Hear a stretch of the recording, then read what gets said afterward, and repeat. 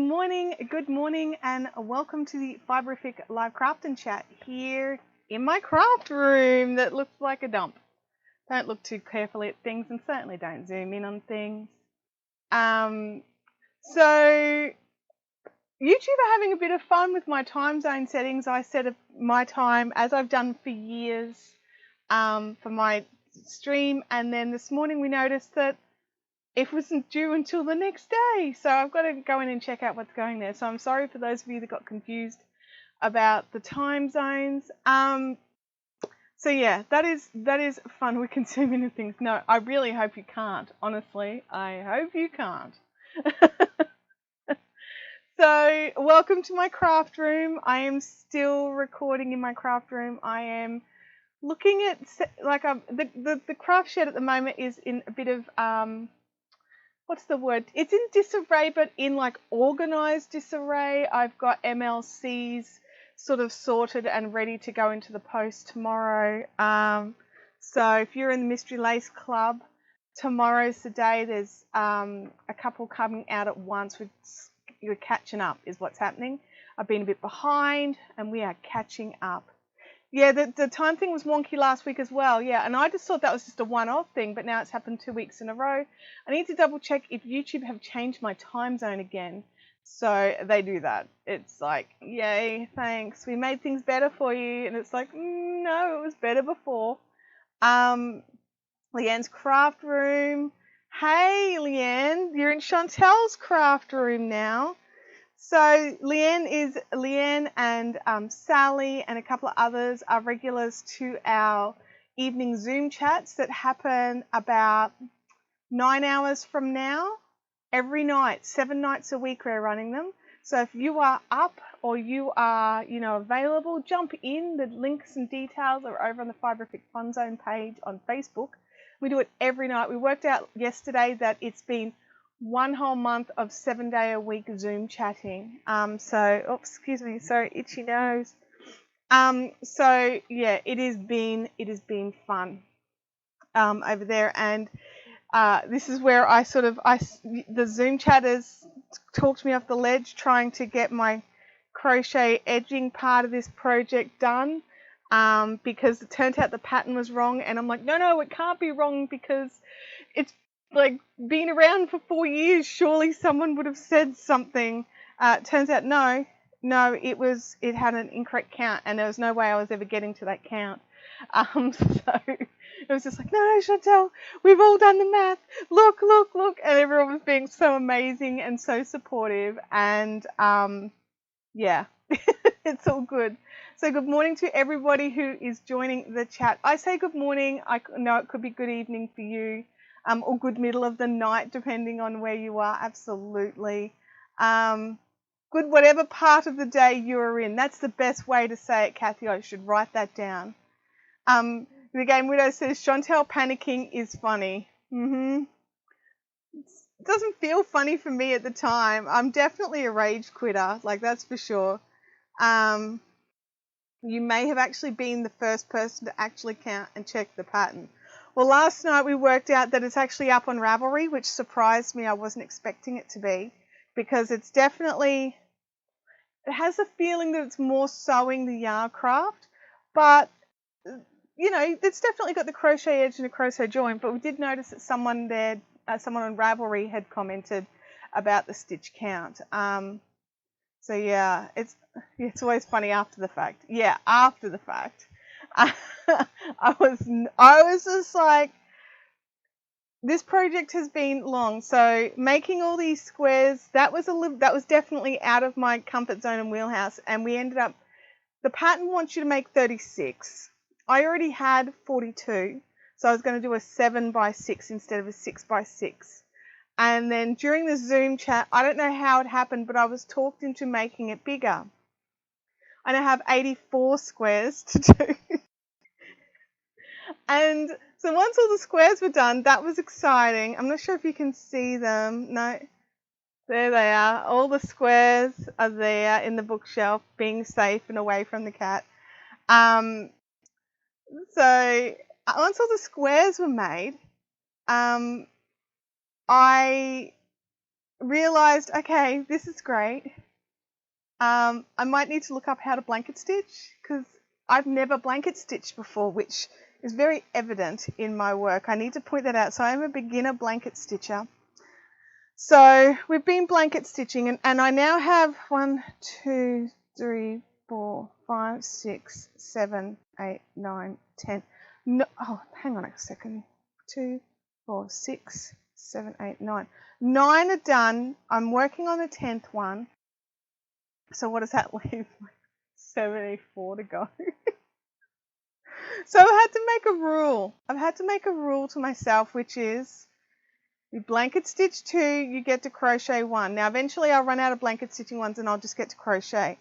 But I think I'm going to have to amend the rule because the blanket stitching hurts my little weaky hand. It's so weak. So yeah. She hasn't created a blanket stitch song yet. Not that you guys know. I may blanket stitch differently when there's no camera on me. It seems to be a bit angrier. It's like angry stitching. So what I'm going to do is, does anyone have any questions on how this project is going or anything like that? Just drop them in the chat. I've been trying to keep everything fairly updated, but I don't always, honestly. You guys know what I'm like. Like 1 minute I'm like social media mad, the next minute I'm off for a week. Stabby, stabby, definitely stabby, stabby. Oh, goodness me. Survival juice it is today. Okay, it's a bit warm in this room. It was lovely and cool this morning, so I dressed for cool weather, and now it's warming up, and I'm like, I should have learnt that this happens because I've lived here for a long time. But no. Can you use an awl to help with the blanket stitching? Lydia, when I was first doing this, I was using an awl. I've got a really nice one, but I found it to be very, it was very time consuming because I could only awl along sort of one edge and then I had to stitch into it because if I awled along at all, they would have closed up by the time I got to them and I'd have to redo them. It also meant that it was no longer a portable part of the project and I had to sit here with like a board under the awl so that it wouldn't, stab all the way through into a table or my leg. But what I did do was I dug out a very sharp, I'll jump into the double camera setup, and this camera's a bit low, so I'm just going to move it up. There we go. Yeah, oh, that's a bit high now. There we go.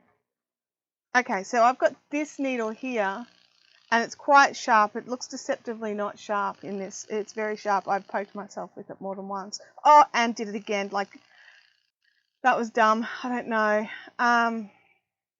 So, yeah. One of the things that we did in our Zoom chats, which I think everyone needs to know, so a lot of you probably already knew this, but I should have done this with the camera still on big. Let's see if we can jump back to single camera. Dun, dun, dun, dun, dun, dun. Okay, so one of the things that we did was we worked out our 1 meter mark on our bodies. So a lot of people already know or they have a guess or whatever, but because I needed to have sort of 2.5 meters of thread of the 4-ply cotton cut for each of these blankets, what we did during our Zoom chat, because we do fun things during our Zoom chats, is we pulled out a tape measure, got to our meter. So if you're in the US, you might want to do it for a yard. And then we put our finger on the 0, which you can't see because it's totally blown out. But make sure you've got a finger mark on the 0. And then you slide it along and hold this somewhere and put your other finger on the 1. We worked out that my meter mark is just past my shoulder. I have very short arms, okay? And yeah, and even if I tilt it down or whatever, it's about the same. Okay, so, and then my half meter mark, my 50, is just there. So I tend to overgo for the 50 and undergo for the meter, and it comes out about right. So anyway, that's fun. Note the sore looking tip of her fingers. Yeah. I like that term last night, jabby jabby. it's very thick. Getting through all these layers is very thick. And that's one of the problems is we've got, here we go. I've got one that I haven't stitched up. So we've got this wadding in here, plus we have 2 layers of cotton, right? Because we have a front and a back and we sandwich it. Now the other problem is once you seam it and turn it inside out, you actually have double that. So you have 4 layers of cotton and 2 layers of wadding. Now I did trim the wadding back before I top stitched, so hopefully there's less in there, but it's still there. So there's a lot of fabric to get through. So this sharp needle is great, but it's still a bit, I would like it sharper. I mean, I wouldn't like it sharper, but I'd like it sharper. A thimble would be a good idea, but I have small thumbs and they always fall off. Last night in the live chat, someone was talking about a Viking thing that you put on your hand and it's got a bit of metal covered in leather and you just push. I'm like, I want one of them.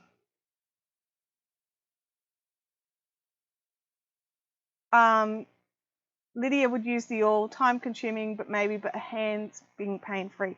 I just found it wasn't any less painful, to be honest. Maybe I'm using my awl wrong. That could be a part of the problem. Did I? Yeah, I was just double checking. I pulled the thread. So this is not an instructional video because I don't know what I'm doing. So I cannot make an instructional video of a process that I'm just learning, okay? So I'm not going to be going through the step-by-steps of everything. You'll probably get to see me make lots of mistakes and go back and fix them. So it could be like a what not to do video. Don't do this. Don't pull it too tight or they don't stand up straight. And sometimes if it's a bit stiff, I'll show you what I do in a second. If I can't quite get it through, hang on, I've got a bit of a lumpy bit there. The other problem is you do so much stuff on the sewing machine and people know that, hang on a second. So sometimes if it's really stiff, like if I can't push it through, I line it all up and then push it down. So it's totally safe. You wouldn't want to face plant it. Hang on a second. I forgot to wrap that. Dun, dun, dun, dun, dun. What's happened there? Oh, I see. Look, here we go. First example of what not to do. I forgot to wrap the previous one, and it's botched everything up. So wrap it. Because if you don't wrap it, I've worked out I can just do that. That fixes that one. Then you go in, poke that through. You've got to make sure the yarn is under the needle, and then pull it through. Ah, angry. Sharpen the needle. How would I sharpen the needle? Just out of curiosity, I've never sharpened a needle before, and I would happily sharpen this needle. Lydia says it does look good. Thank you, Lydia. I'm loving this pattern. I highly recommend it. I would make a few adjustments myself, which I did for the second batch with the black fabric on. Like I've got plain black quarters that are complementary colours to all my things. Instead of cutting 6-inch squares and having 1/2-inch seams, which just felt so wasteful when I was having to trim everything back, and I'm just like watching all my precious Star Wars fabric go in the bin. I would cut it down smaller and use a 1/4-inch seam. So I would make them, I think I worked it out because like sewing people would know better than me, but I think I worked out if you cut a 5.5-inch square and use a 1/4-inch seam, you'll come out with the same size square. So,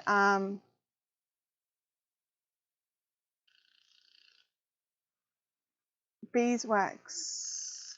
Yeah, look, I've always run my needles and stuff through my hair, just like I did with my nappy pins with my daughter.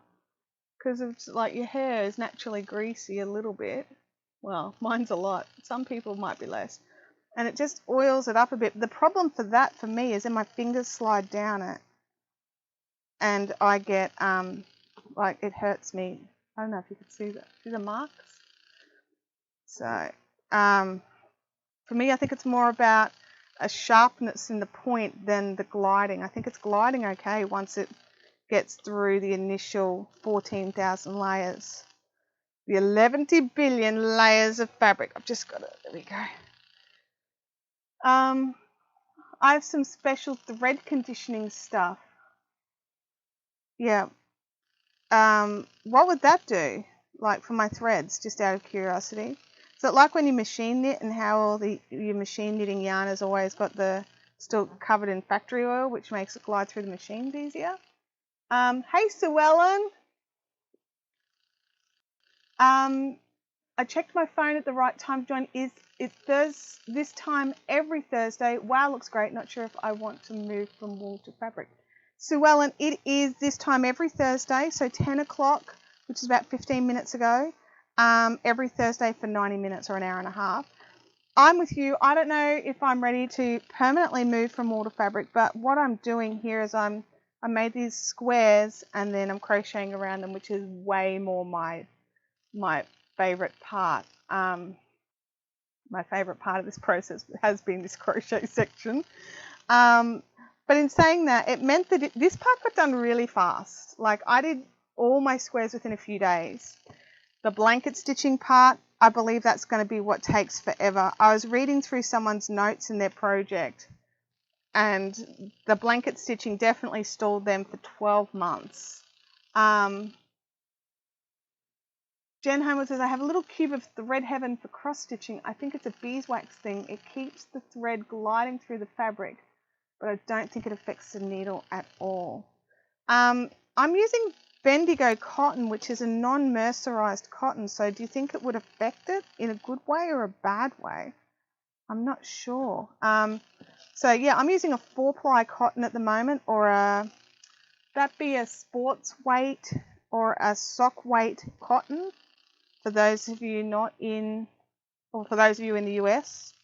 Oh, geez, that hurt. Don't stab yourself in the finger with the needle. Note to self.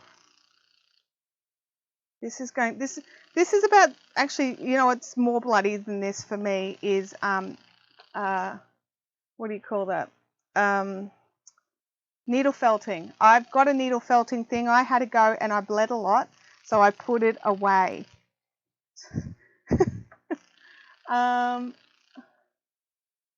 Another way to sharpen needles is to glide them through some alfoil. Oh, I've seen that. I've got alfoil. If it's not mercerized, it might be stickier through the fabric. Yeah.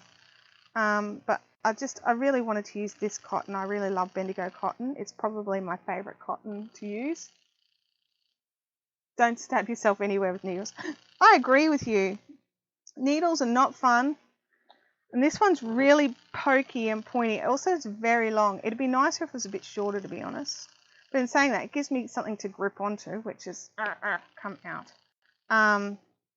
So yeah, so I'll get around this one, but I've got a few that I blanket stitch so we can go into it and just do some crochet as well. So there's a few ready to go. But I do have my little rule, and I did one last night and I've got to do the second one. So this is the second one before I'm allowed to crochet one. Because otherwise I'll just be like blanket stitch one, crochet one, which in my brain is really not efficient. I need to get them all blanket stitched because then I can just sit back and crochet to my heart's content. One thing we did see was, because I don't like the join in the pattern, right? Like I try very hard. The first time I do something, I like to do the actual written pattern, unlike Kim, who is not here to defend herself.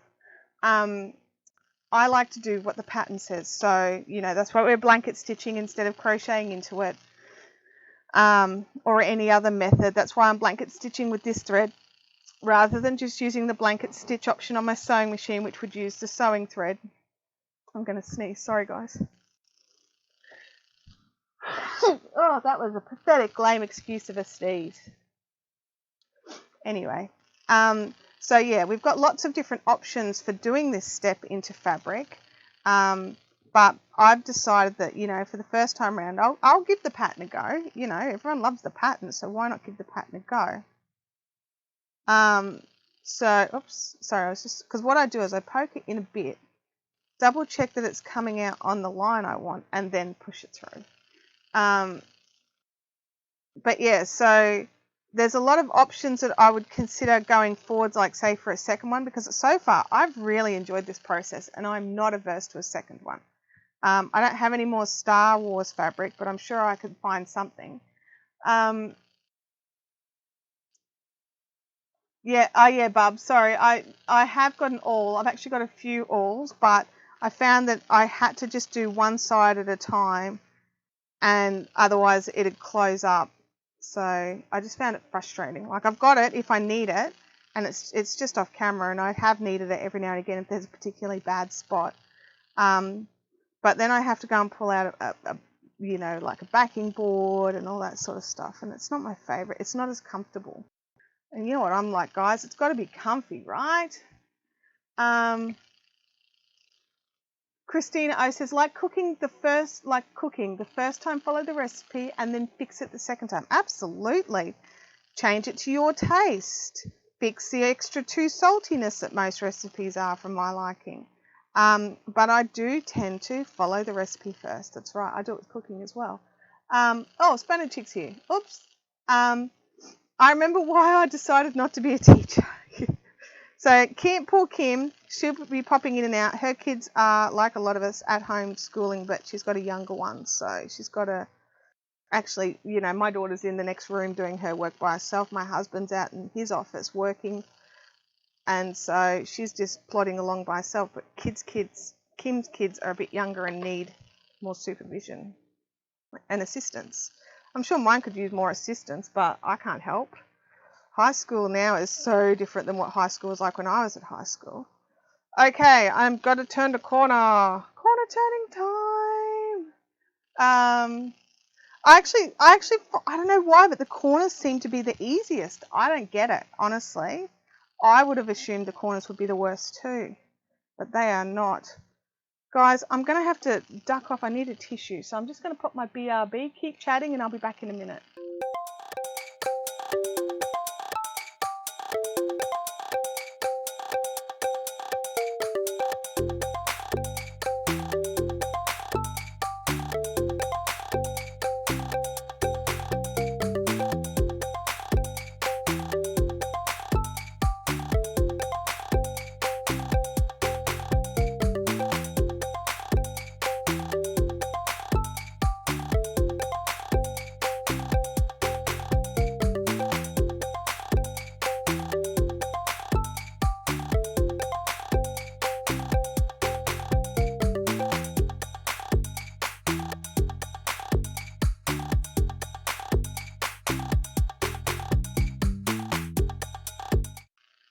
I'm back. I didn't abandon you.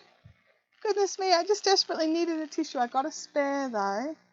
So, oh, alright. Yeah, I don't know what it is about the corners. They just, I don't know, for the most part, not every corner. The next one will obviously be bad. What material did you use for the backing? As in you mean the wadding stuff? I used what was it called? I put away the label. It's an all-natural cotton wadding from Spotlight, probably a dash thick, but the pattern didn't specify anything. So, it's, you know, it's one of those things. Jackie, I do normally have a box of tissues on my desk, but Abby's a tissue addict, and rather than walk the extra 5 steps to the kitchen to grab a box out of the cupboard, she just steals the one from in here. So yeah, so I'm using this particular wadding, and I find especially for Queensland, because it's cotton, it's light enough but warm enough even in winter. Does that make sense? But anyway, I've used that for a few different projects, so I bought some more. Kids scare me, so nope, not doing anything that requires being near them. Fair call. Yeah, that's right. I was trying to be fast. I felt bad. And then I come back to find out that you guys are like sad you've been abandoned. And it's like, gosh, imagine if I really did abandon you for like reals. I've got a whole pile of old jeans and I'm wondering if I could turn some into a type of square blanket. Absolutely you can. A few years ago I bought this thing called an edgery-do. Google them, I think they're still selling. But basically, I mean, you probably don't need one, but you can cut your denim into squares. Give it a bit of a hem, I would say. Definitely give it a bit of a hem. Otherwise, it might just fray. And then stitch it together. You can use an awl to poke the holes in the denim, or there's crochet hooks that'll go through denim. You've got so many options. And that's the thing, like, I was having a bit of a whinge about, blanket stitching, because, I whinge. And so I was like, why don't you just get this crochet hook and do it all with a crochet hook? And I'm like, because the pattern says to blanket stitch it, not to crochet it. And it's like, I'm doing the pattern. What? No self-made wolf belt? No, Sue Ellen. No. A, wool batting would be just too warm here, honestly. And B, I don't felt. Not intentionally. It's something that I've done and I know how to do, and I've had some lessons and things like that. But I just don't seem to have the same enjoyment level that I do with other yarn crafting bits and bobs. Where are we? Has anyone made a traditional hap shawl? I have not. I've got some beautiful patterns, but I've not braved it yet. They look stunning though. Are you planning one? Kathy says, I've seen jean blankets using the back pockets. Ah, yes, they would look amazing too. But, I mean, I'm just thinking, I saved, excuse me, all this denim for Abby to use. Maybe I could make a jean one too. I've got black denim and all different shades of blue denims. It would be a very pretty blanket. It'd be quite sturdy too, depending on the stitch that you use to join it. Come out, little needle.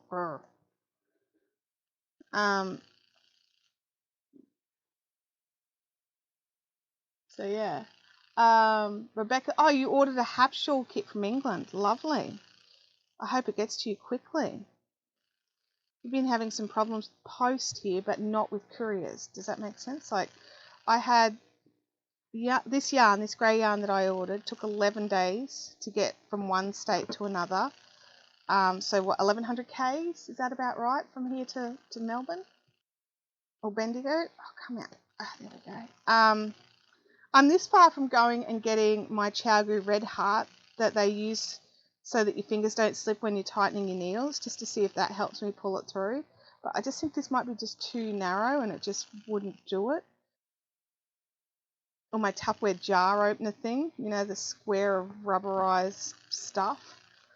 Something. But yeah, so I ordered my cotton from Melbourne, took 11 days. And I was finally able to get my Mystery Lace Club yarns to come. So I had to sort of mess around with that ordering process, and then they let me know finally that it had shipped. And it took 6 days from the UK to get a 7-kilo box to me here. And so it's just like, why does Australia Post take so long? Oh my God, it's killing me. And that, like, I know that they've got their issues. I'm just having a whinge. Is it hard? I'm having trouble finding the cast on count. Did somebody say they've made one? Because I haven't.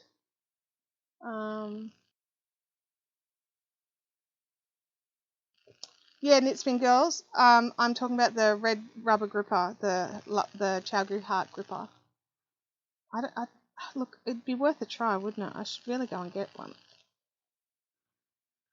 I just don't know where mine are. It's the problem. I have to go and nick one out of the shop. I have seen them when I was looking for other things, but I cannot think of where they are. Dun, dun, dun, dun, dun, dun. Get in there, poke it in. You can get the rubber sheets from the dentist. I use them and cut them up. My dentist gives them to me. Ah, nice call. I might even talk to my dentist about that. But I do have Chiaogu rubber grippers, so they just might not be small enough. Do they sell silicone type thimbles, I'm sure I could get them from my office supplier, right? Those thimbles are sort of silicone-y, rubbery stuff. If I had a couple of those, I might be able to pinch better and drag through. It would depend on the grip grade, wouldn't it? Sorry, I'm so used to not doing this with the handstand camera, I forget that you guys might want to see what I'm doing. Get in there, poke it in. Leather stick-on dots, but yeah, I'd probably react to their adhesive just because of me.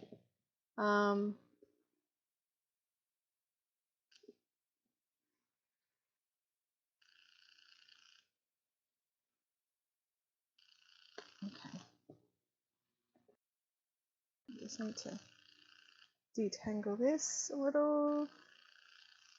There we go. That's a bit of a cross-stitching treat. It's been a long time since I've cross-stitched, and it's just like all these little things just automatically come back like, oh, if it starts getting tangled up, just hold your project in the air and let it detangle. Your life will be easy.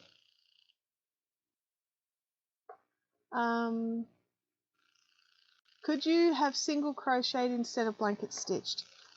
Possibly, but we wouldn't have this nice, neat look, and we actually single crochet into our blanket stitches. I don't like how single crochet isn't the same on the back and the front when I use it for these sorts of things, because I use single crochet when I'm making tea towels and stuff. And on tea towels I don't care that much because it's a tea towel. But on something that's taking this much effort and work, I would like these to be the same front and back. So crochet doesn't do that as such. Also, I'm following the pattern. eBay has silicone thimbles. There you go. I'll check with one of my local stationers. I'm not a huge fan of eBay, honestly. I used to be, but I don't know. I've gotten some crap from there the last few years, so I've kind of avoided it. So, unless it's like a seller that someone has referred to me, like, there's a couple that I'm fine with, but I've just, dubious. I really do put eBay and Wish in the same basket. I'm not a fan of Wish either. So yeah.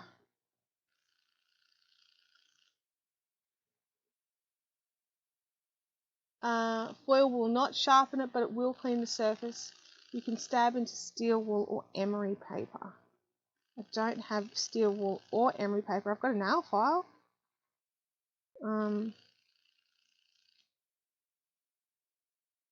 Got one of them somewhere. I've got, unless I ditched it. Did I ditch it? One of those little sewing strawberries for putting your needles into. That would sharpen it, right? Filled with the walnut dust or whatever it is. Not walnut dust. Something abrasive. Yeah, it has. I agree with you, Jackie. It definitely has. But that's the thing. Not always. I do know there's some good sellers in there, but it's just finding them. Come out, little bit. And so that's the problem. So when someone tells me, "Oh, just list it on eBay," I'm always like, "Yeah, dude." Yeah, it needs to be abrasive. So this is just a little guide that they recommended that we make as part of the pattern. She pins hers on. I'm just wonder clipping mine on because I've got wonder clips. Game Widow says, I'm seeing if my brother makes leather thimbles, might even see if he's willing to attempt that sailor's palm thing. Look, if he wants someone to trial one, like, dude, I'm up for it. I will trial the crap out of that. Patchwork shops have silicone finger grippers. Oh, there we go. I've got a local patchwork shop I might have a look at one day when I venture leaving my home. Am I the only one who's like super paranoid about going out? Yesterday was the first time since Easter that I've left my home. And before Easter, like I went shopping for Easter stuff the week before Easter, so the Wednesday before Easter. The time before that was to vote. which I can't remember the date of that, but I voted, so I was out of the house for all of about half an hour. And then the time before that was when I went and had all my COVID testing actually done. So yeah, I'm super paranoid. Yesterday, a dart sharpener would work possibly, but would this be too narrow to go? Because darts are pretty dang narrow at their pointy bits, aren't they? What do you reckon, Freaky Geek? You're the king of the darts here. Game Winner says, nope, haven't left the house since 2 weeks after Easter, 2 weeks before Easter. Thumbs up, peeps. Yeah. Spanner Chick says, I would die if I didn't leave the house. Look, I get it, but I'm afraid I'll die if I do leave the house.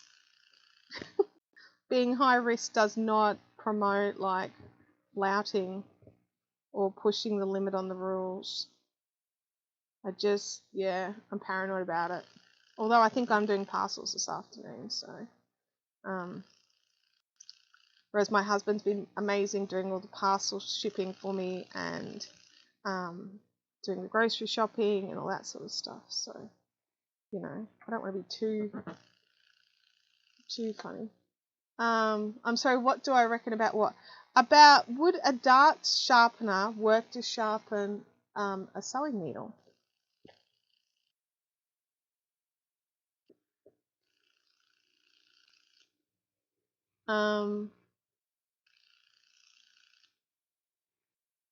For a good point on the needle. Yeah, I was just worried this might be too narrow, but then I thought about darts, and while they themselves are a dash thicker, like they've got a thicker gauge, their points are pointy ats. So I don't know. I mean, I'm not going to run out and buy a dart sharpener anyway. So I've got sandpaper. I go out once a week to make sure my car will start, and I go to my local coffee house drive-through. Oh, real coffee. My coffee machine died. And we were going up the road and supporting the local coffee shop and getting a takeaway coffee every now and again, but we haven't done that for a little while. I would love a real proper coffee, not drip coffee, not instant. Hello, instant. I'm still going to drink you.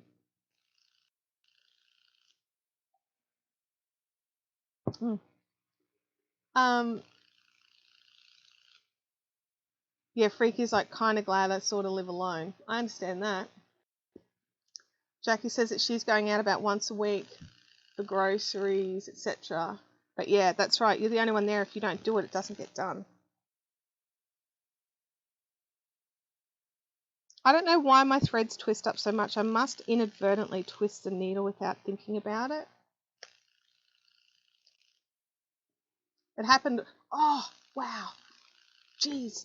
Impaled myself. Don't recommend.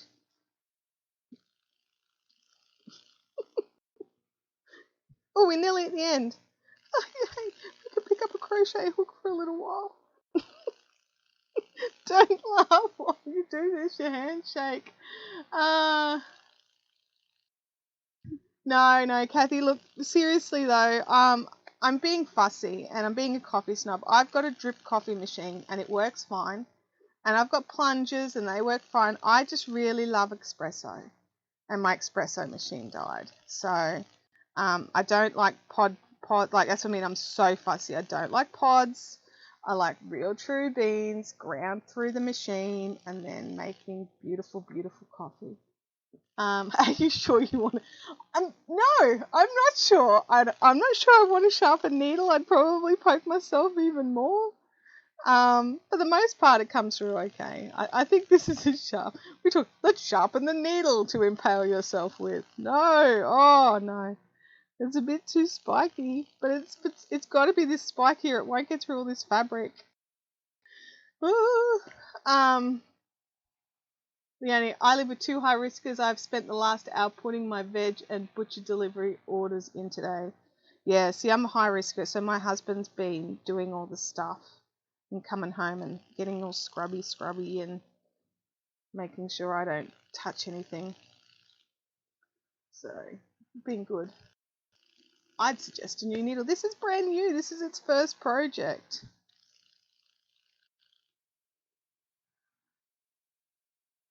I think I'm just asking it to do a lot is all. I use a reusable pod with my real coffee. So do you grind your own coffee and then put it in the pod and then put it in? See, my coffee machine had a hopper on the top that you poured all your beans into, and it had enough beans in there for, you know, a few coffees, and you put your cup under it, hit a button, it goes grrr and grinds the beans, grrr, and then you can hear the water coming through, it goes jug, jug, jug, jug, jug, jug, jug, jug, jug, and then I get a long black in my cup. I'm very lazy. I like the machine to do it all for me, but 10 years ago we were able to, because it's 10 years old, or 7 years old. 7 years ago we were able to pick up one that did all that, like $600. Now we're looking at $2,000. Can you believe that? I'm like, I'm not in for $2,000. Brother's interested to tweaked by sailors maker's palm. He's going to investigate. Woohoo! My espresso sits on the hot plate on the stove. Have you got a Turkish pot? I've seen those ones. My mum used to have it. I remember it. I love the sound effects. I miss my coffee machine. I make the sound effects while I'm making an instant. Grrr, as I'm getting the coffee and my teaspoon out of the jar. You need one of those real long toy making needles. They're like 15 centimeters long. Yeah. Hi, Daigo. Appreciate you watching the ad, love. Thank you. There's a coffee. Yeah, we've got a local coffee shop that's doing the same thing, but it's just like, you know, I love coffee, but I don't love paying for it. See, I'm a snob who's a cheapskate. And like if I got one, then Tim would have to get one. We'd have to get one for my dad, and like it just becomes, instead of $5, it's $15, and yeah, I can't justify that every day. Okay, I'm up to the corner. Last corner.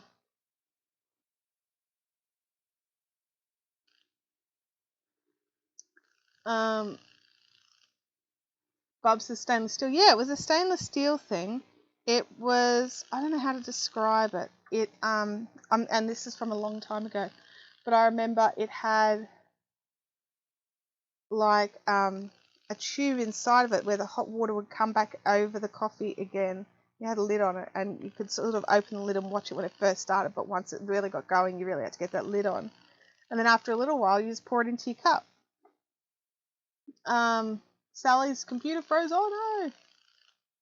That would very quickly add up to the $2,000 you need for a new machine. Absolutely it would. That's the thing, and that's why we're sort of like, okay, we could either do this and be instantly gratified, or we could save for a bit and buy the one we want.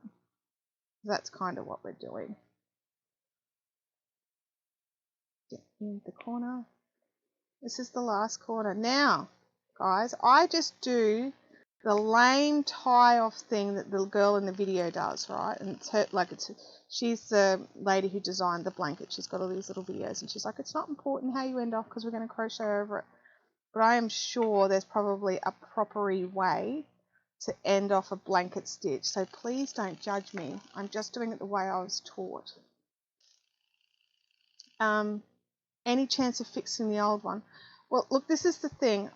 I contacted the company who would fix it, and it is a $300 service call.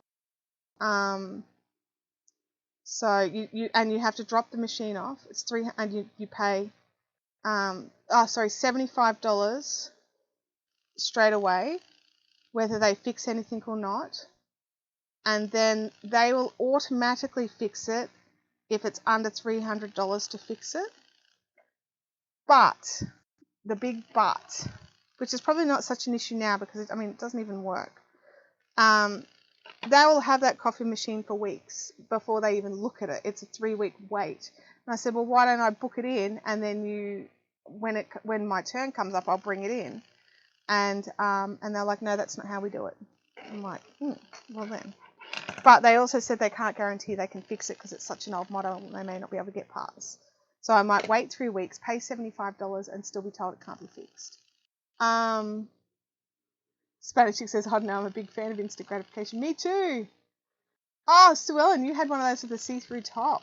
Nice. Bob, are you using a milliner's needle? They have an eye that is the same size as the needle shaft. I'm not. I'm using something very fancy that I got from Woolies probably 10 years ago. And I believe I'm using the Bookbinder Sale Makers because it was in that spot. So I don't know. Yeah. So yeah, these were the needle choices I had that were in my home. And as you have since all worked out, I'm a bit paranoid about leaving my home. So I'm just going to, I did this thing so I don't lose my very precious one of needle. I put it here and then I pop this like that.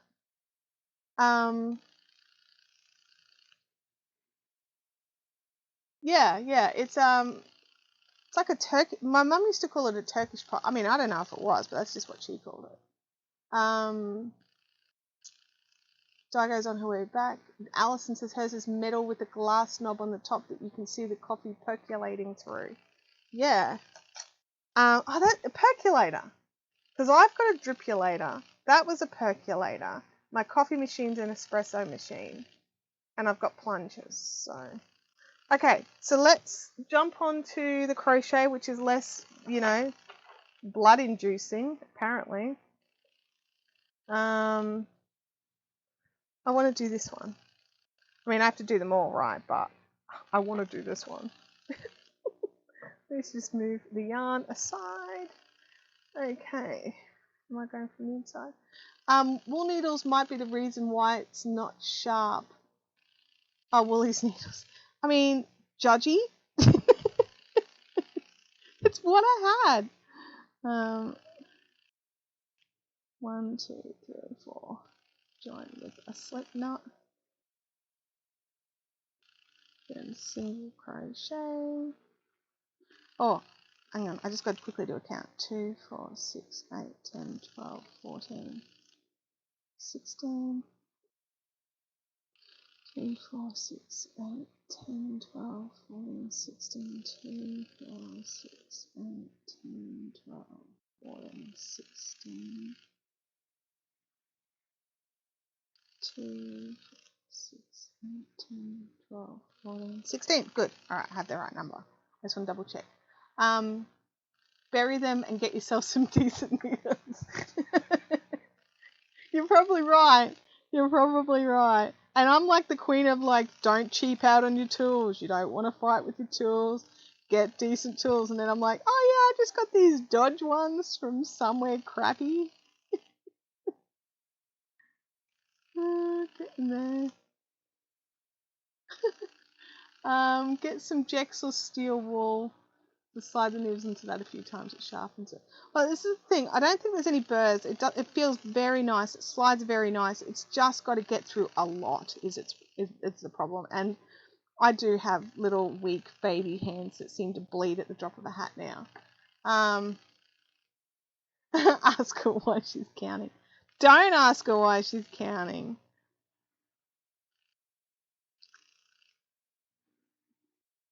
Dun, dun, dun, dun, dun, dun. Single crochet edge is go. Okay, so actually the reason why we're counting is because see this single crochet edge, right? It's single crochet everywhere except that there's 2 in there and 2 in there, right? But it's single crochet everywhere else. The pattern was like, you should have 80 single crochets. It was just like, I've got 84, do it again. I've got 84, pull it out and do it again. I've still got 84. Oh my God, I'm going to stab something. Pull it out and do it again. And it wasn't until the amazing Zoom lady sat down and talked me off the ledge, because I was going doolally. I'm like, I'm doing it right, I'm following the instructions.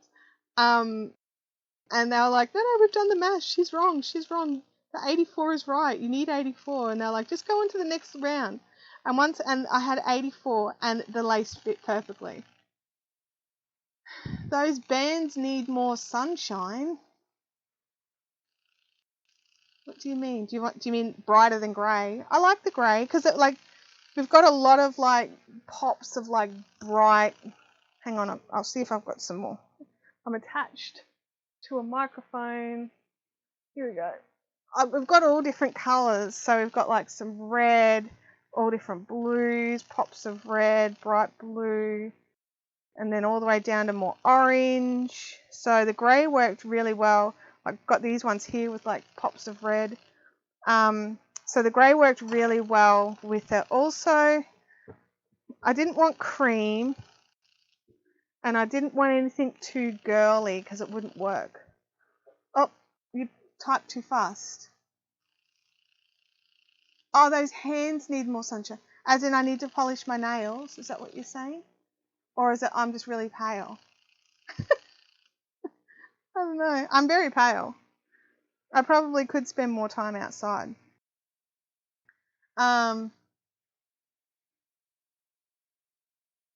Alison says I've got some longer pointy needles when I went to Japan to do the sashiko and Kogan style stitching. They're pretty sharp. I bet they are actually. For sashiko you need some pretty sharp stuff. Although it is normally only going through one or two things of fabric. Why not try upholstery? Well, in my fancy set here, there's upholstery needles. Look, mattresses, pillows and seats and lampshades and fine fabrics. And the problem is, like, those ones are alright, they've got a big eye. This one here looks like it's got a nice, like real good point, but its eye is too tiny for the yarn I've got to use. Vampire skin, absolutely. Pale as I'm the disgrace to my dad, who is like Aboriginal. It's like, you are so pale. Go outside. Just popped in to say hi while I wait for a truck. My teenagers' new beds are getting delivered. Oh, fantastic. And hi, it's been ages.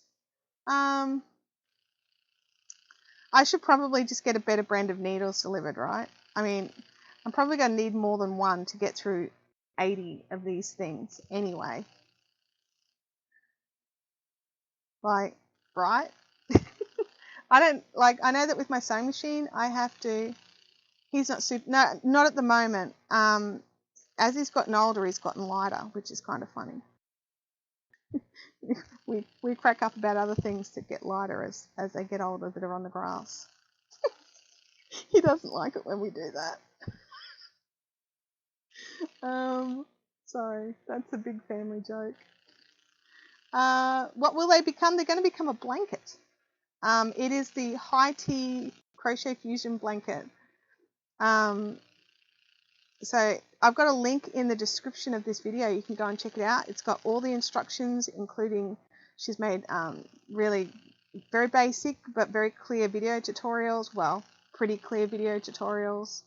The one thing, there's a couple of little things in the pattern that I wasn't like, for me, it was like, well, what thickness of wadding should I get? Like, there was no specification, so I just went with one that I was comfortable using. So I don't know if there was a thinner one that she recommended. I don't know, because it wasn't there. I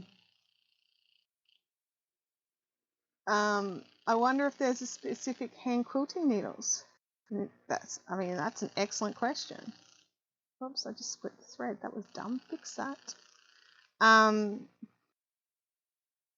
Go over there. Over there. That was very chunky what I just did then. What's the go? Oh, okay. Hang on a second, guys. I've got a tail in the way. I've got to pull it out of the way. Not crochet through 2 strands and keep going. All right. Are you going to join squares as you go? So yes, I didn't like, the one thing I'm going off script for with the pattern is the join, because you've done all this beautiful work. You've done everything to make sure that this quilt will be double-sided. I've got all my single sides at the moment, but you've done everything to make sure it can all be double-sided.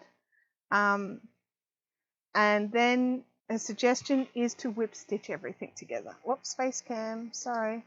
And I really hate whip stitch a lot. Like, I know it serves a purpose and lots of people love it, but I do rubbish whip stitching and mine looks dodge. And after all this hard work, it's not coming back on. Hang on a second, guys. Just double checking some stuff here. My face cam's not coming back on. Let me just do something here. Deactivate.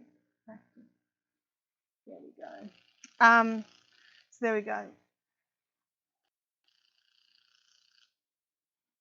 Space cam. Yeah, it's space cam. No, it wasn't the power.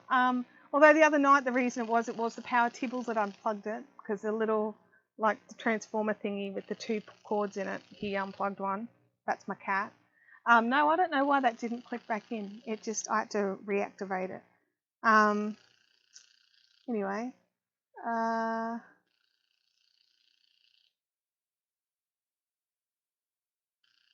But yeah, so the I'm not a fan of whip stitch. So we've found this beautiful braided join as you go thing that someone else has used on theirs. So I'm like, yeah, I like that one. Let's do that one. So hopefully, I mean, she didn't specify, or did she specify how much yarn? Anyway, I bought tons and I can buy more of this. I've got 3 balls and there's like, what is it, 700 meters in a ball? 670 meters per ball. I've got 3 balls, so. Flat braid, thank you, Spanner Chick. Yes, it's a flat braid join as you go. So yeah, I think that's unplugging is better than chewing. Agreed. I 100% agree with you. He did. He just knocked it with his foot and it unplugged. Just making sure I'm doing the right thing and not, not ruining it by being sidetracked by chatting. But yeah, I'm looking forward to trying. I've not tried the flat braid join as you go. I've tried something very similar, but not this particular one that we're going to do. So that we being me, that was suggested to me by him. So that's my one off pattern thing, and it's just purely because I don't understand why after all this beautiful work and making it double-sided that you will go and do a whip stitch so that there's a definite join thickness thing. That's right, we, Kim, we, the royal we.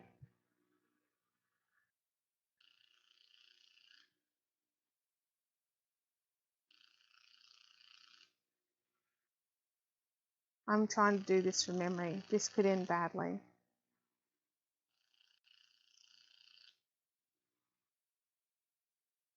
I'm using a poopy gold hook because I can't find my crochet hook pouch, and this was the only 3mm that wasn't in it. So yeah, there.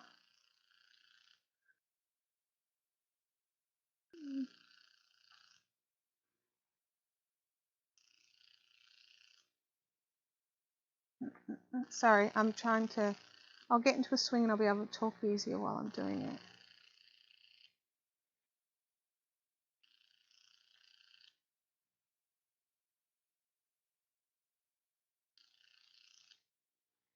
Just a corner. I'll talk more in a second.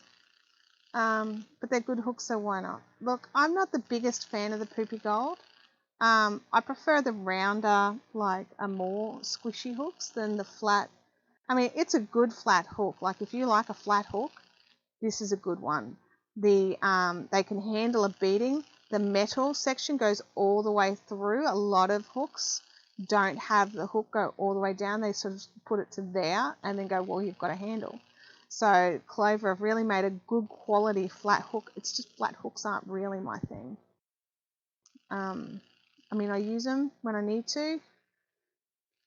They're better than no handle, but I definitely prefer like squishy grips of Tulip or Clover more.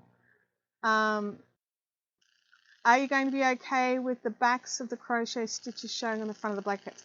So I knew that was going to be a good question. So what's going to happen is, see how I've done this one like this? I will join that one as a front, and what I'm going to do is I've got half the pile of these facing up one way, so I'll crochet with this at the front so that I know that I've got half and half, because no, I wouldn't deal with that. I want all the back facing on the back, and I want all the front facing on the front. So I'll make sure that when I'm crocheting on that, that half of them, this is the front, and half of them, this is the front, because yes, that would do my head in. I would not like that. So I've got so many that this little pile, I could do them all front facing and it wouldn't even matter. So yeah, these ones are all going to be front faces, because this is only 10 out of 80. I've got half of my pile. I'll just roll back carefully. So we did half with a flat, well, it's probably easier with a darker colour, a flat colour on one side and then the Star Wars on the other side. So half are like that. And then the other half are like this, where it's the colour on and colour on. So those ones won't matter because I'll just be able to lay it out. But I'm dividing these into halves. So I can have half, so that on one side of the blanket, you've got half with colour, but then when you flip it over, there's still half with colour, so they still match. Does that make sense?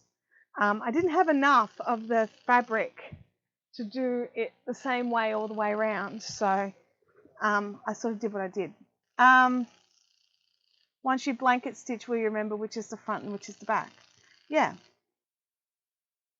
But the blanket stitch itself is not going to matter that much because it's pretty double-sided.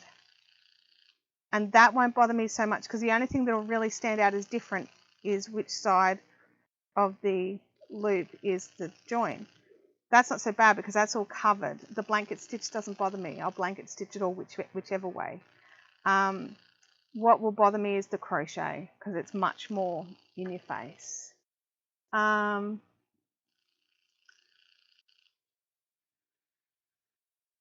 am I up to?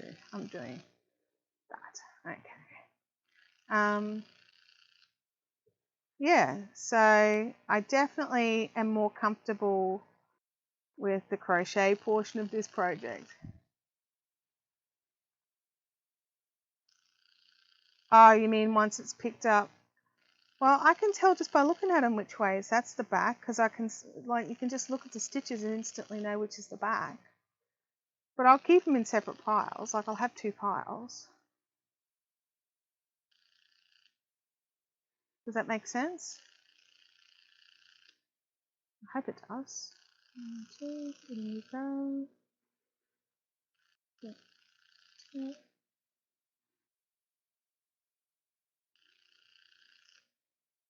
So yeah. Have any of you ever done any sort of project like this? Like you've done a fusion thing where it was like sewing and crochet, or felting and knitting, or I mean not knitted to felt, but knitting on your felt. I've seen lots of embroidery on felt.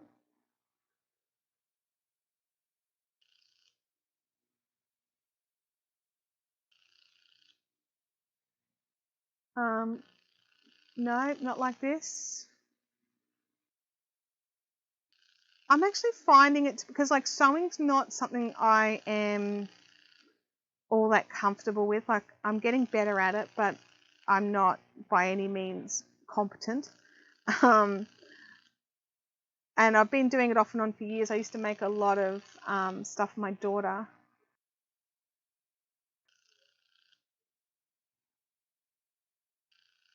Once you pick them up and start stitching, will you remember if you wanted it to be a solid or a print-based block, so you know which way to crochet? Yeah, I've got them in separate piles. So I've got a pile that I'll crochet one way with the print on the front, and I've got the other pile, it's not touched yet. That will be the print the other way. Gamer Widows says, I've made a poncho with polar fleece with a crochet edge and panel. Nice. Spanish says I made a handbag for the crochet, was more embellishment than instruction. Good point. I've always wanted to try a sewing fusion project. I've done a crochet top. Crochet top hand towels, of course. I've done those. Yeah, so maybe this is, it's different. I didn't sew the tea towels. I bought them. But same deal, same deal. It's using crochet on fabric. Yeah.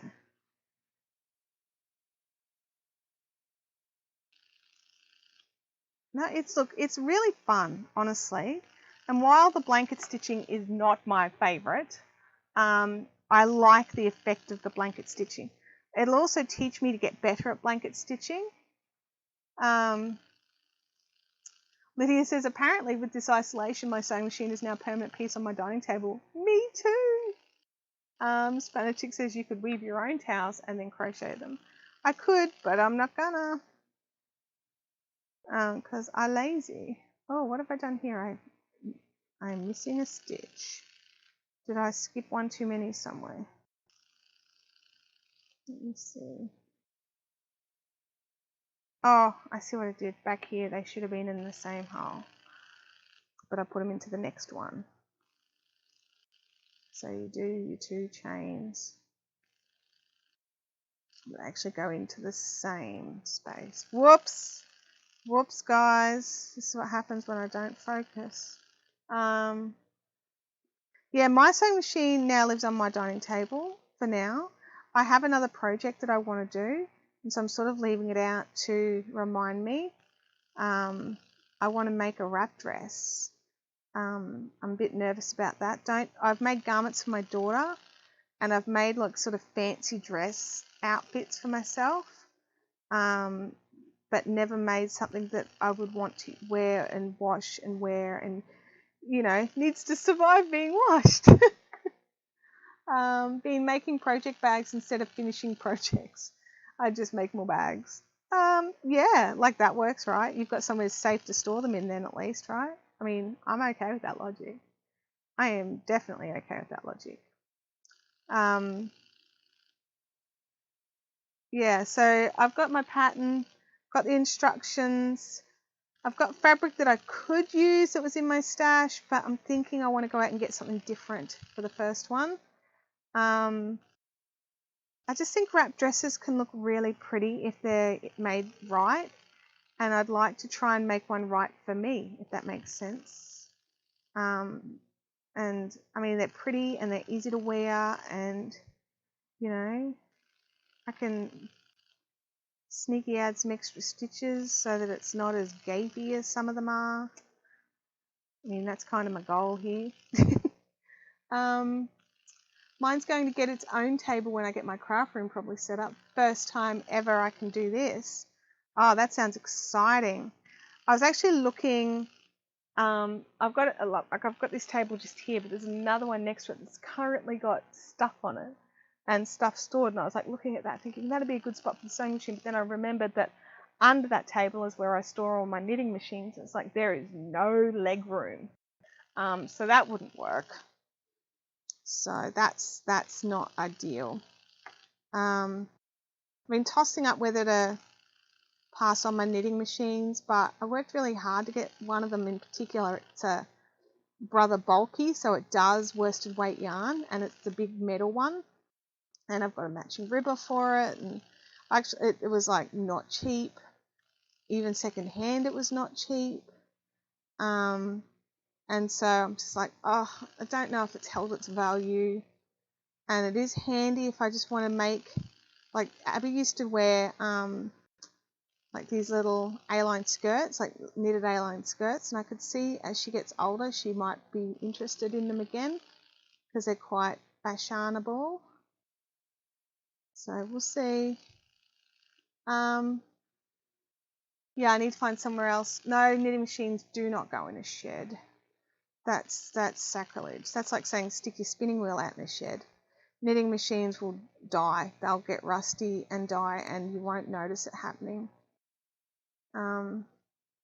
Yeah. I have to wait for the kids to move out before I get a dedicated craft room. I mean, I've got this little room, but it's tiny. It's smaller than Abby's bedroom, and Abby's bedroom's 2.5 by 3. I think this one's 2.3 by 2.5 meters. Lincraft have a sale on at the moment. Oh, don't tell me that. Oh, a really good shed, like a proper building. Okay, I could bear with that. If I could fit them into the shack, I would consider popping them in there at least temporarily, so I could have my sewing machine out a bit more. Because there's things I would like to do, but I don't like taking up the dining table all the time. So, one thing to lay out the cutting mat and utilize, because we've got, a big dining table, so, utilize that space, but I feel a bit guilty about having the sewing machine there. Did I do my chains? I did. Yes. Dun-dun.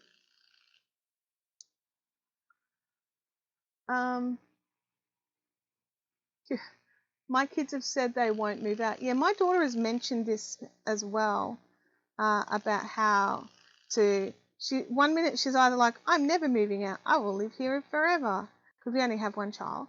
And then other times it's like, I'll be moving into one of these townhouses as soon as I am able. I just think, I think she likes the idea of a townhouse. I don't know why. I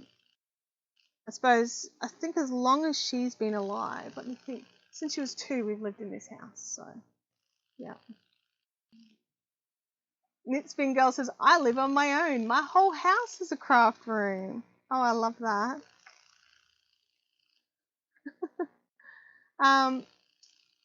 Sally says, my sewing machine is stored in a cabinet table thingy, so I open the door and lift the lid and raise the machine. One of those would be awesome, but then I would have to find space for one of those. I mean, once I sort out the stuff, I've got this space here, I could probably pop a sewing table, but those things, are they Janome cabinets? Horn cabinets. They are like so expensive. And then I would also put crap on the top of it, because that's what I do. Oh, look, a flat surface. You shall store my things. And then I would never be able to use it because it would be packed away. They like the idea, but financially they know where is best for their bank account. Yeah, I get it. Mine's only 15, and so we talked to her about that as well.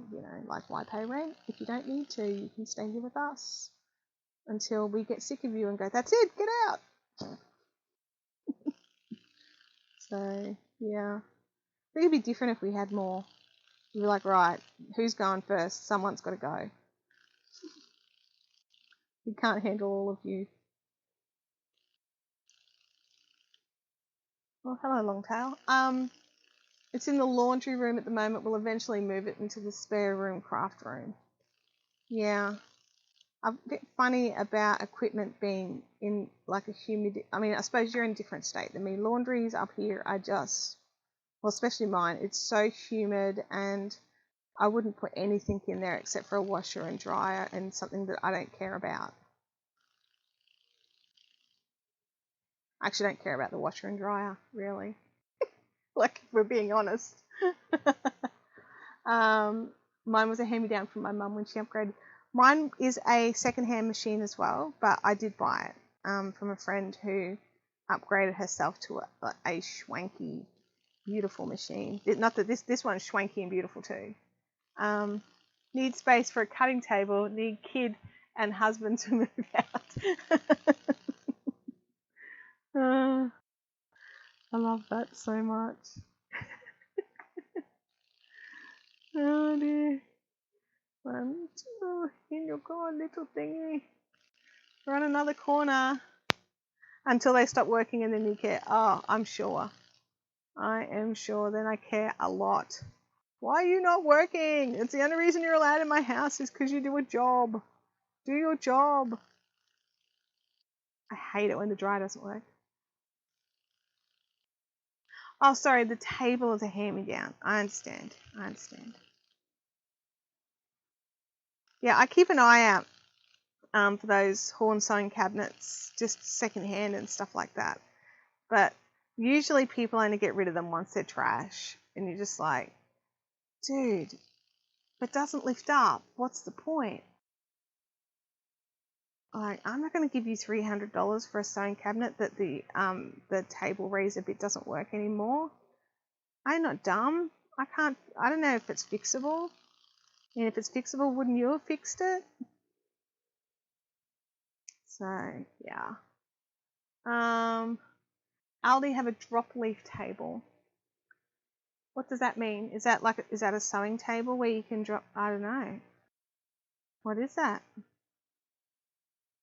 Not that I really need more tables. I've got a lot of tables. I got more tables than space at the moment.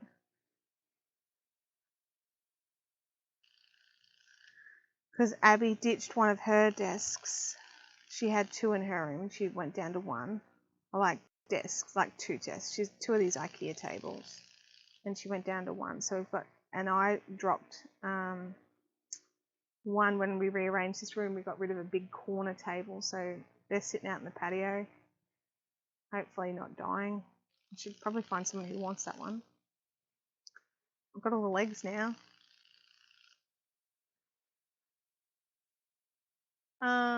Yeah, and just fixing it cost as much as buying a new one.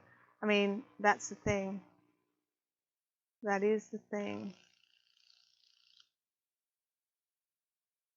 This room is heating up and I actually have the window open. I've got my little fan. I'm going to turn my little fan on. Hopefully it's not too noisy. But let me know if it's too noisy. It's actually a bit of a lame fan, so I don't even know if it's worth the noise. It's like a shelving unit with drop leaf sides that you can lift up and use as tables. Oh, I might have to have a look. I like that idea. That's clever. Not that I, need tables.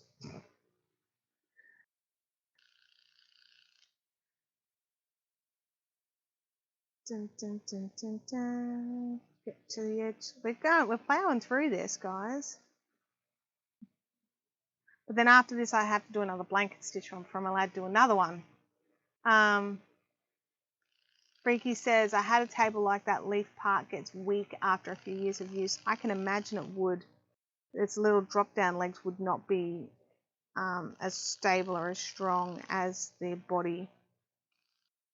Well, I mean, it may be, but from Aldi, unlikely.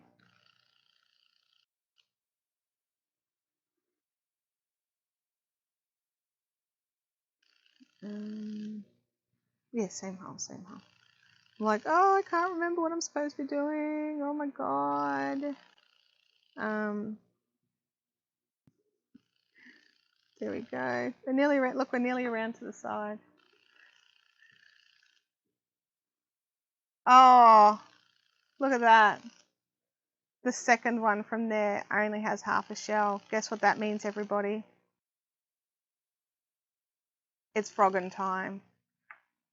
It's frogging time. Pull it all back.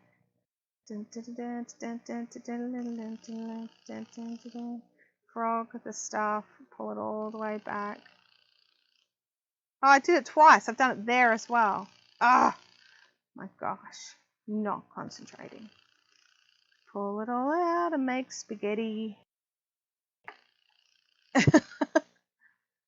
It has a swing out frame bit that supports the top. Okay.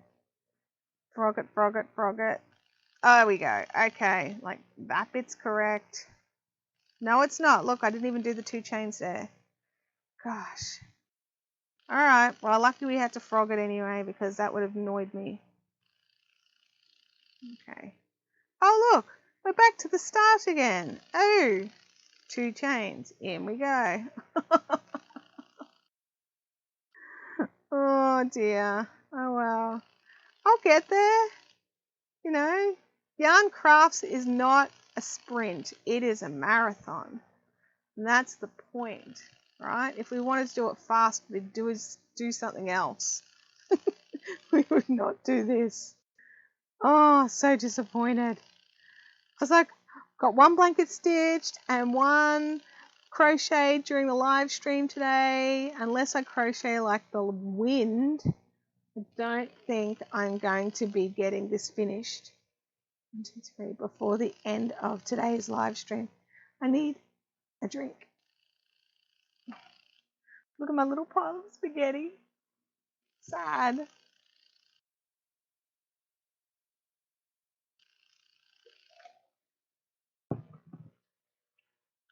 I think we've been here before, lol. Yes, I've definitely frogged some things before.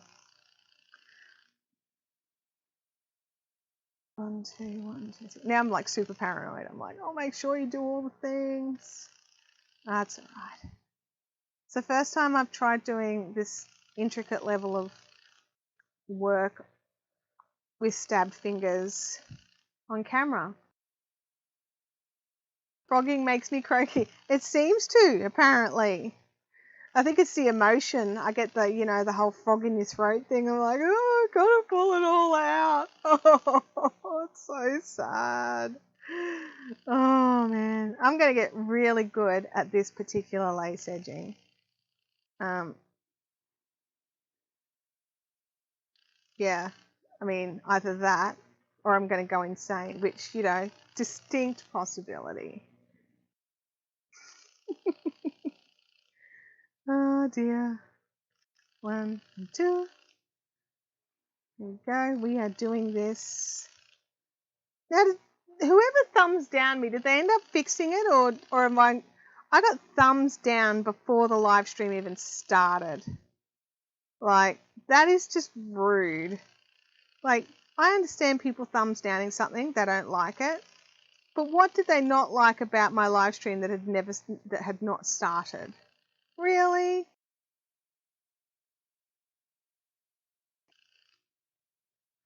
Good at edging, not good at counting. Absolutely. I can't be good at everything, all right? It's a bit rude, I think. It's a bit rude. I mean, it could be someone who thinks it's funny. I may have annoyed somebody at some stage and they're doing it. I don't know. But a thumbs down before it even starts. So, yeah. Like, grr. Way to start off a chat with I'm like, wait a second. As I'm about to go live. Someone has thumbs down this thing. That they had to miss it or that you got the time zone wrong. I don't think, look, I've got to double check my settings because I think YouTube have changed the time zone thing because it happened last week and it happened this week and I've set the right time. So I've got to double check because I've been doing some updates and stuff in the system, so I may have missed something. Rude. Agreed, Chintamani. Rude.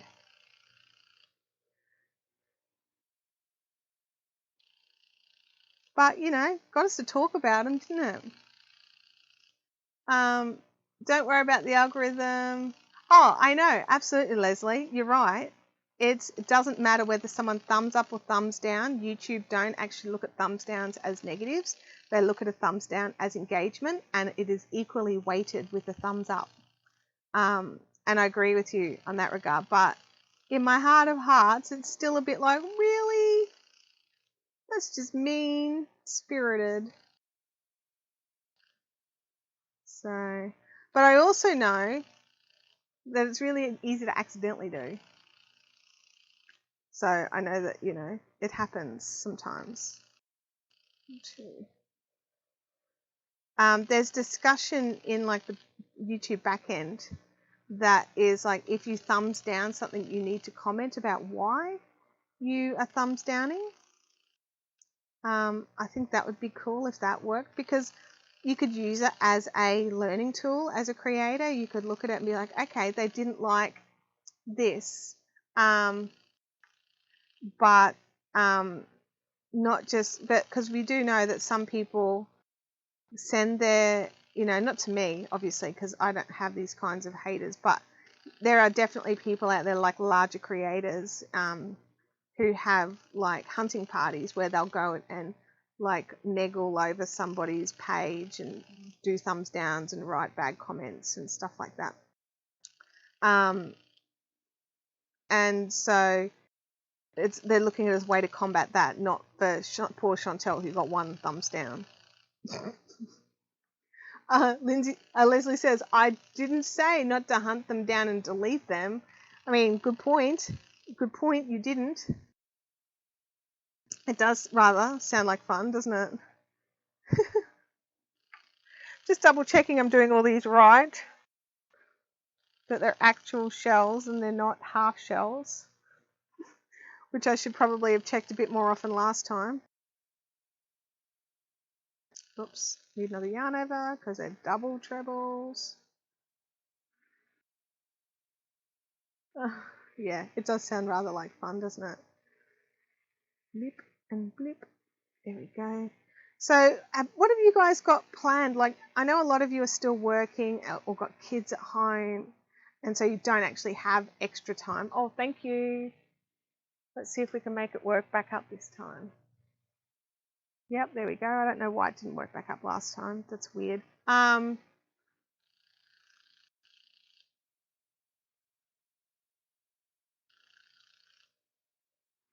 So, yeah, it is definitely, like, I definitely understand that not everybody has additional time, but are you working on anything extra? Have you decided to, like, there's a lot of people talking about how you need to learn a new skill in this pandemic.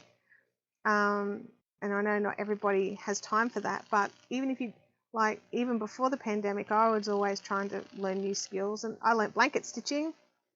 That's my new skill for the pandemic. I mean, I'm not good at it, but I've got lots more to do to practice.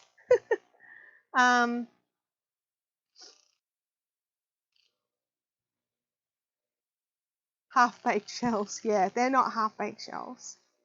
Dag. Okay, let's go into this corner.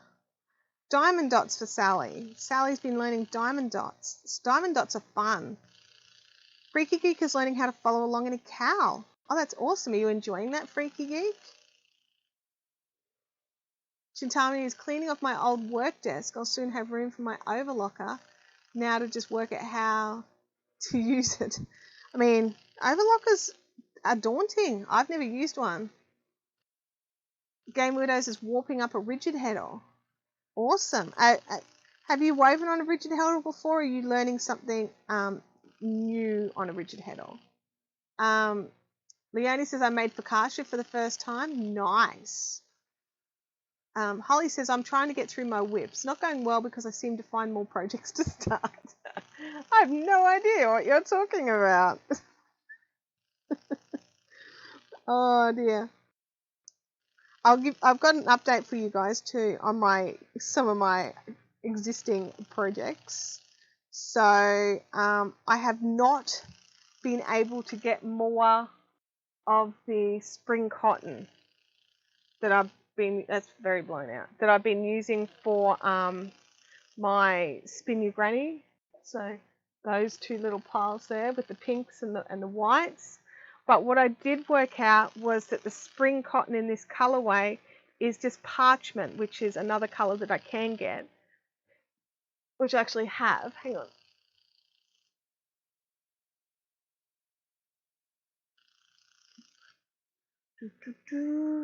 Bring it over without undoing the project it's attached to. It's actually parchment with cotton. So when they look like that, they look really different. But when I pulled them together, they're only merest bit different. And so what I'm going to do, like they've got different twists and things like that. They're definitely different yarns. But it's going to be enough that if I do all my edging with this, it'll work. So I've got this little bit left, and I'm going to try and do as many of my leftover little triangles that I need to get done with this tiny little amount that I have here. But this will work. So, you know, will work close enough. I hope. That's all I've got. That's all I can do. Then, because I ordered the parchment to finish off this granny square, not granny square, but it's granny stripes. So I've got enough to get that to a good size, because all our little couch blankets are aging, And so I had those two that I was going to do for the couch blankets, and then this one that I was going to do for me. So yeah, I'll scroll back up here. Freaky Geek said, I've missed 2 of the classes, but I've got the PDF update. Spanish Chick says, I'm terrible at following things. Yes, we know. Vicky has been doing lots of fibre prepping and spinning and crocheting. Nikki K says, it's not a lot of time, but I'm playing at freehand quilting. How are you finding that? Because I want to try that. My sewing machine will do it, but I've never done it. And I'm like, oh. I want to see it. Leslie says, Lydia says, I want to try quilting. Game Winner says, I've messed around on one before, but this is my first real go. Can't be as complicated or as difficult as tablet weaving. It is not. It's really not. Once you get that, there's a really great Ashford video for setting up your rigid heddle warp on YouTube. Check it out. And then after that, it's really easy. I'm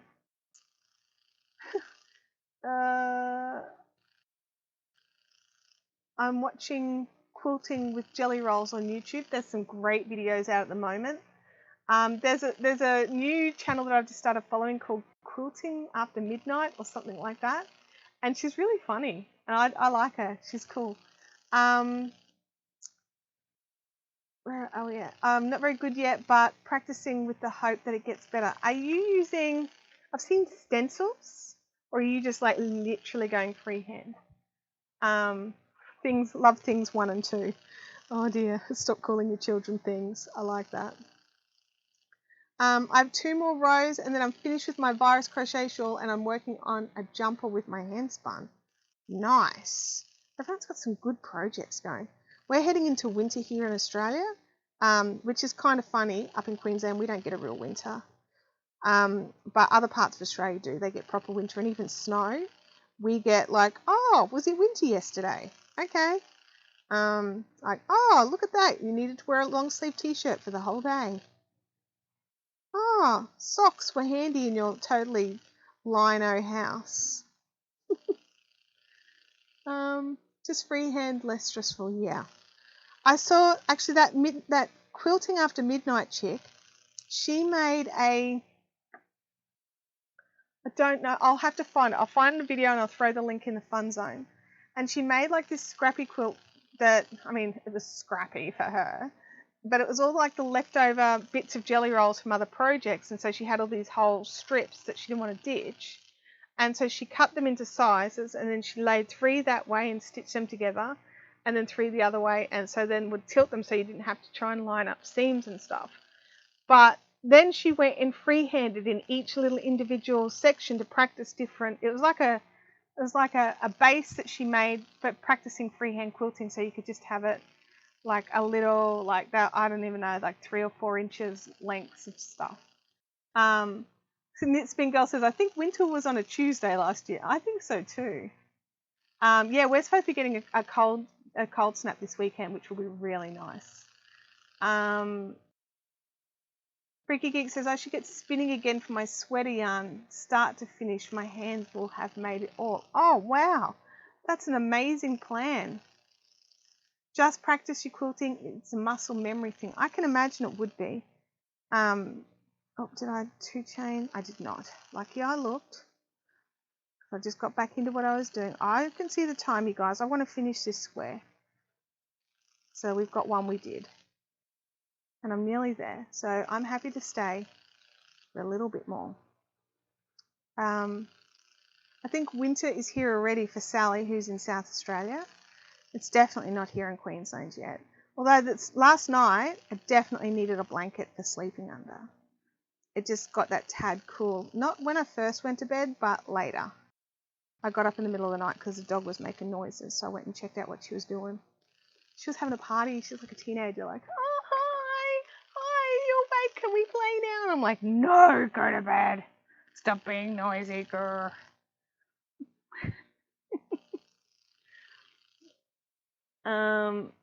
I think there is possible snow in the Blue Mountains. Yeah, like this cold snap that's coming, because it's going to make it all the way up to Queensland. There's snow in Victoria. And I think we're going to get snow some parts of New South Wales. Alison says the cold snap just started here at Sydney. We are at 14.9 degrees C and it's raining. And Molly says that it's 13 currently in where are we? Adelaide. Hang on a second. Okay, Google, what is the current temperature in Bethania? In Bethania, it's currently 27 degrees.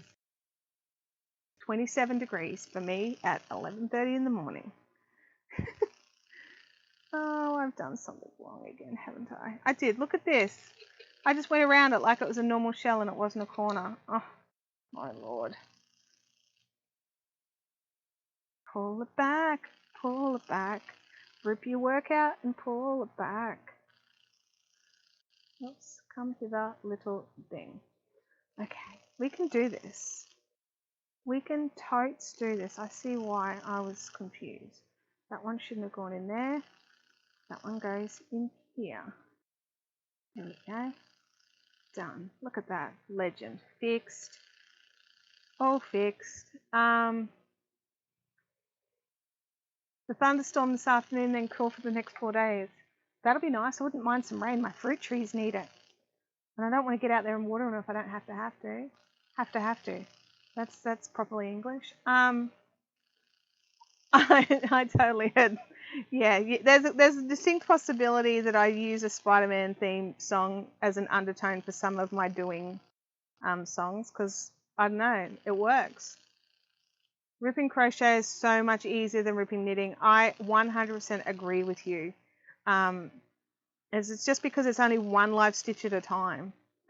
So, you know, you can pull back and, the catch, the difference between it is though, if you spot a mistake in your knitting, obviously this will depend on the pattern that you're working, but if you're just doing some plain knitting and you spot a mistake 4 rows down, you can drop down, fix your mistake and pick back up. With crochet, you spot it down there and you look at it and you're like, can I unsee that?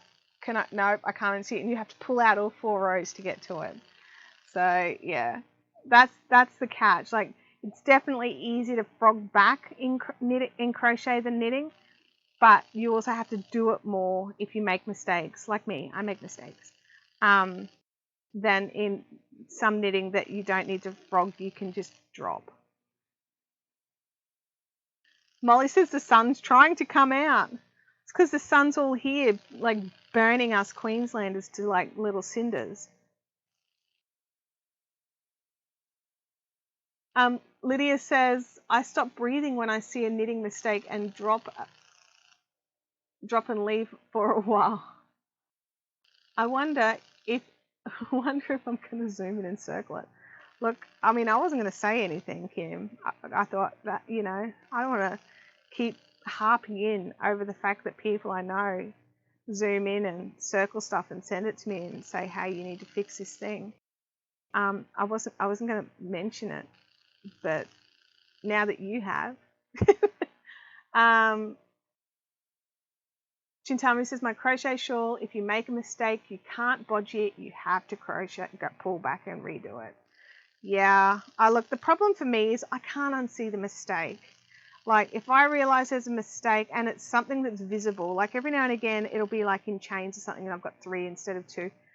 If that's not super visible, I'm fine. But if it's an actual, like, legit, you know, I did half a shell instead of a full shell, or I did a half double instead of a double, or something like that, I have to pull it back. I was helping. You were helping.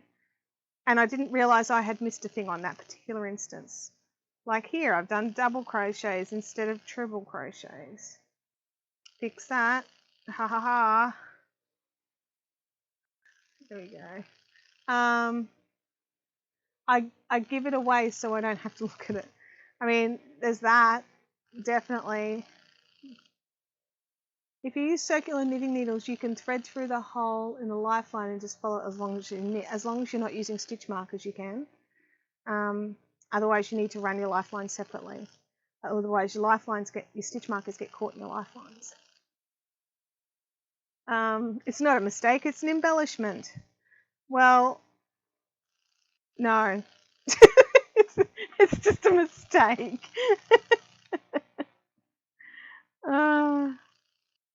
It's just a mistake. We're coming up to the corner again for the, what, third time now? Let's see if we can actually work on this corner this time. I'm just going to quickly check here to make sure these are good.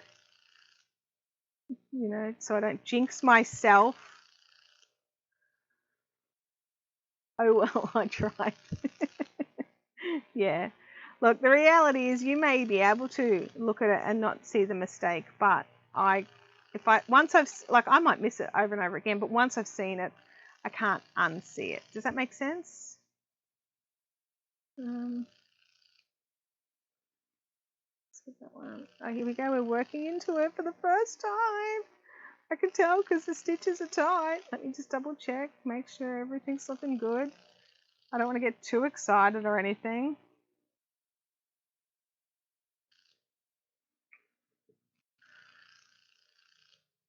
I just had a horrible thought that I'd only done half doubles there, and I 1, 2, 3, 1, 2. No, they're there. They're just squished. It's fine. It's fine. Bob Ross, a happy little accident. Hey, look, and sometimes you're like, oh, that's how you do that thing. But, like, honestly, I normally just can't get past it. That's a failing, right? When you can't get past something like that.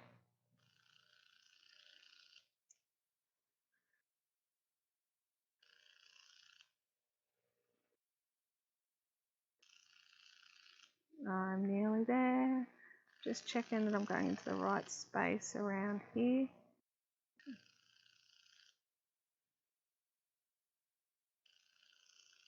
Yeah, that too. Absolutely.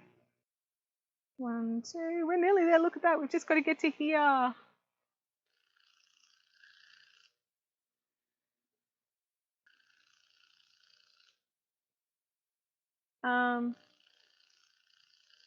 Put your craft down and walk past it.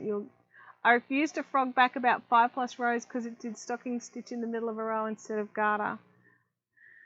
For some reason, I can't seem to make the brim of a beanie that I'm doing like a 2x2 rib on or something without botching the rib in one single spot. So it's become such a thing now that it is now a thing that I do in all my beanies. At some stage, I will put pearls where the knit should be in 2 rows, like directly above each other, and then not stuff it up anywhere else. I don't understand it, but anyway, I do it. It's my thing. I've decided it's my thing. I can't seem to do a beanie without it. I don't know why. Every now and again I'll do one and I'll just be like, well, how did I manage that? How did I do it without botching it up? I don't know. I change patterns so much you'd think it would be okay with having mistakes because let's face it, you'd never know if it was an intentional change. I mean, that is true, but the reality is you know it's a mistake.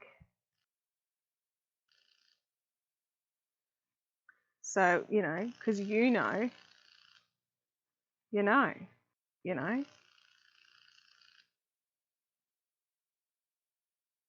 Is anyone watching anything really good on a streaming service that I need to get in on? I'm not watching Tiger King, FYI.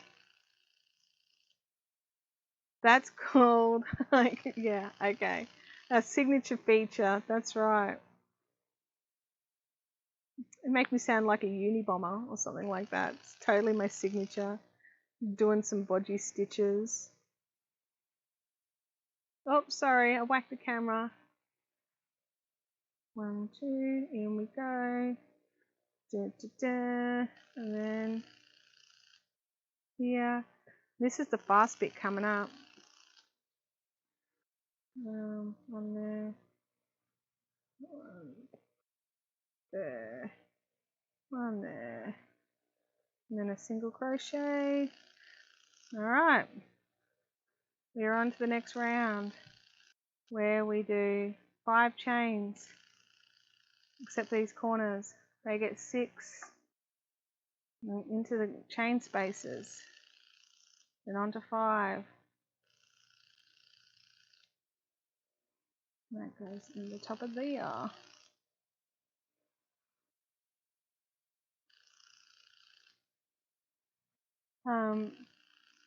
I've been watching the back catalogue of MCU films and Agents of S.H.I.E.L.D. Absolutely. Acceptable Risk is on Stan. I don't know anything about that. I've got Stan. I've only recently gotten Stan though, so I haven't had a good look through it. It's like my accidental spinning my hair. Yeah, look, I do that. I crochet my hair too. The Korean drama. Check out some of the Korean drama. They're lots of fun. I bet they are.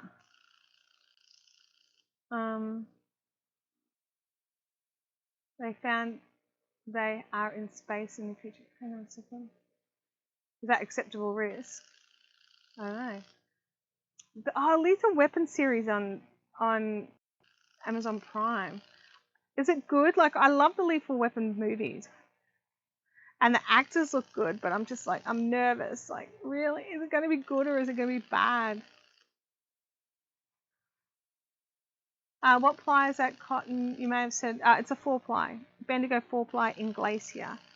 I'm using a 3mm hook on it.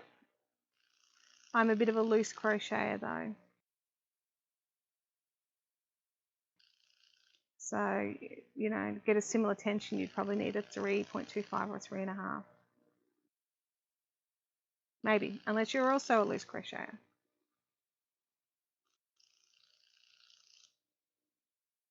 Six. We're coming around. Where are we at?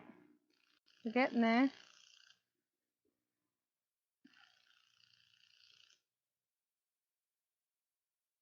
Kim has not watched the latest Bad Boys movie yet. I currently don't have Netflix. I am on Stan, Amazon Prime and Disney Plus. I'm tossing up whether we should ditch Disney Plus. But I won't be doing it till after May the 4th because I'll have all like Star Wars specials.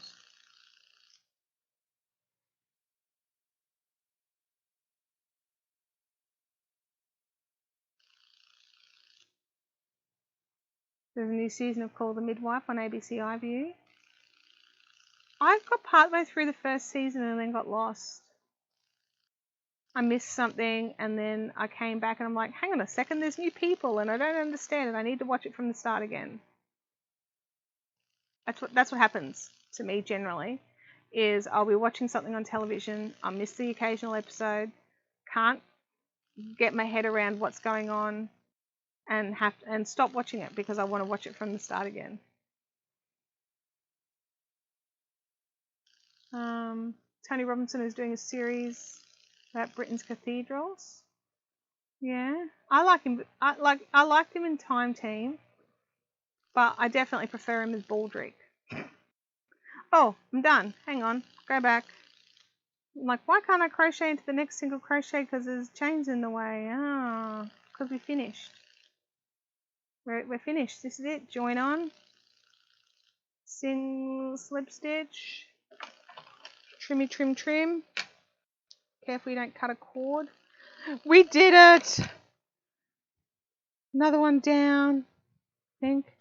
Yes, there we go.